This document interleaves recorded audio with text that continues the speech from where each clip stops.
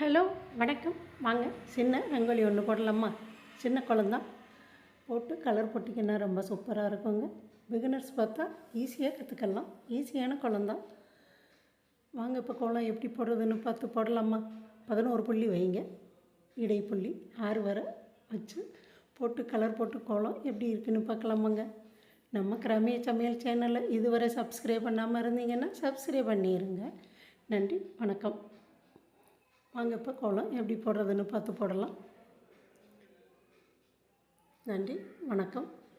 பாருங்கள், அவ்வளோதான், கோலம் முடிஞ்சிருச்சு. இனி கலர் போட்டு கோலம் எப்படி இருக்குன்னு பார்க்கலாமா?